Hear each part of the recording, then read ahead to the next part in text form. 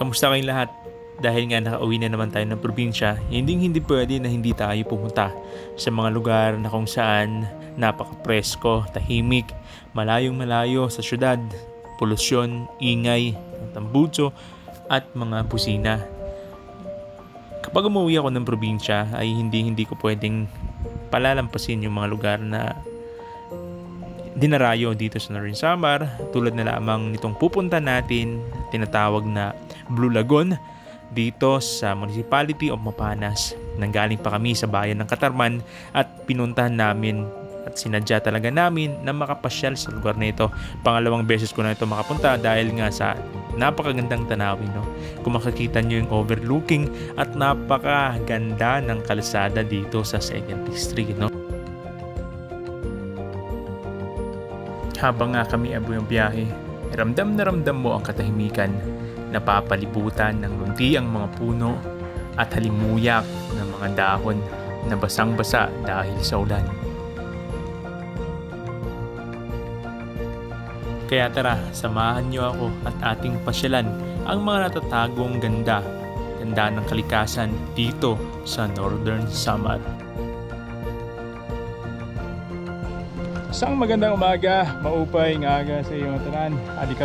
Andito kami ngayon sa bayan ng Mapanas, dito sa Northern Samar, nasa 2nd District. Andito kami ngayon sa isa sa mga tourist spot o dinadayo ng mga taga Northern Samar, hindi lamang Northern Samar kundi mga kalapit na probinsya tulad ng Eastern Samar, Western Samar, dahil sa napakagandang tanawin.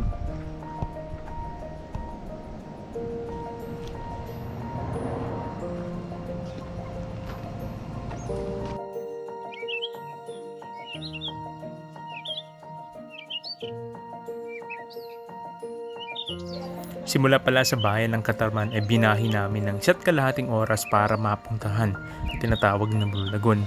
Kami pala ay dumaan sa bagong kalsada o bagong gawang ruta, ang Simora Road, na nagdudugtong sa bayan ng Katubig at ng Palapag dito sa Northern Samar.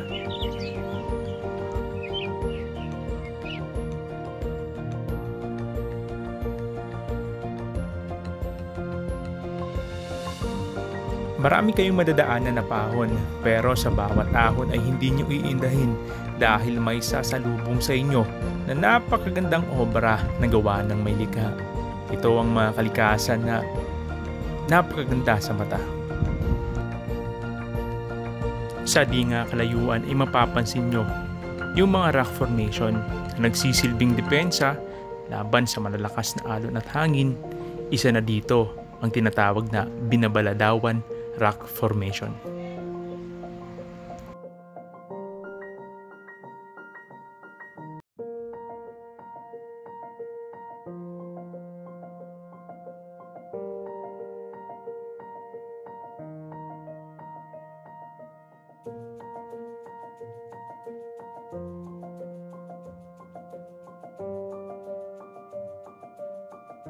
Noong kami nga ay nakapunta o nakarating sa Blue Lagoon, ay may entrance fee na 30 pesos at 20 pesos naman sa parking ng motor. Meron din silang ginawang tulay papunta doon sa attraction ng Blue Lagoon. Mapapansin mo pa rin ang ganda at kamangha-mangha nitong obra. Napakagandang pagmasdan, mag-ingat lang dahil maraming madudulas na bato. Sa pagpunta nga namin ay low tide kaya ang sarap mag-swimming.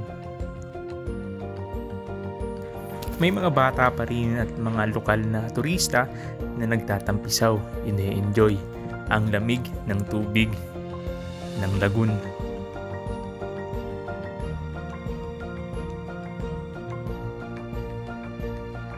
Isa lang ang Blue Lagoon sa ipinagmamalaki ng probinsya ng Northern Samar. Marami pang magagandang atraksyon ang inyong mapupuntahan pag kayo ay nagbakasyon o pumasyal dito sa aming probinsya. Sana mapangalagaan at hindi abusuhin ng mga iilan. Ako si Ata, nandito ang Kalakaw TV. Pakadinakam sa Northern Samar, bisitahan niyo ang namon probinsya. Dako nga salamat sa iyo nga tanan.